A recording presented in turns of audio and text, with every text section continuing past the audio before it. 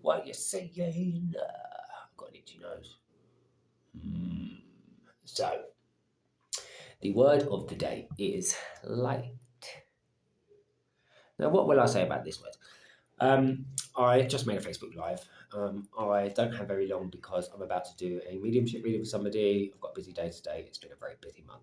Anyway, I think that we are at a point in time where we have access to a lot of information.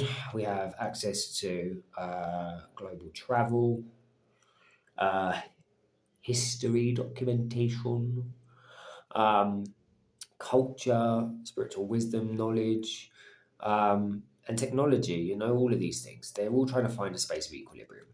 As we do that, it's very difficult to find out, what is what, who we are, how do we sit in it, what are the things that, need to shift and change and move, some of the old paradigms that have been built on just control and dominance and power, those are falling away.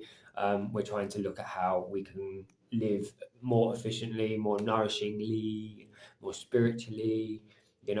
Yes, it's great that we had this advance in technology. It's great that we've had this advance in the structures that we do have in place, but now we need to inject some heart and soul into it. And that's shedding light onto some of those spaces that have been, once again, hidden.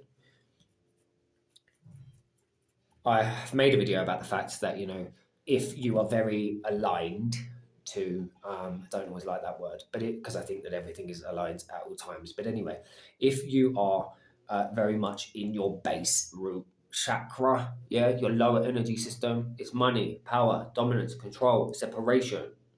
It's not heart centered, it's not God focused. It's us and them. It's, the elite sitting in power. It's the Rothschilds having, a banking system.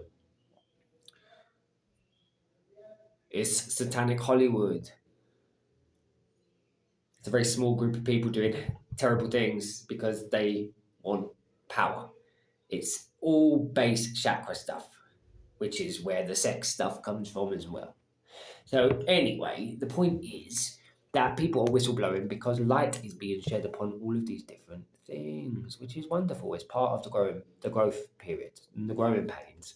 Where I think it can be very challenging and difficult if you're somebody who, is maybe surrounded by people who don't understand what's going on, or who, are just, I guess, entrenched in their everyday life. It can feel very, and you're sensitive, it can feel very lonely, messy, uh, dystopian.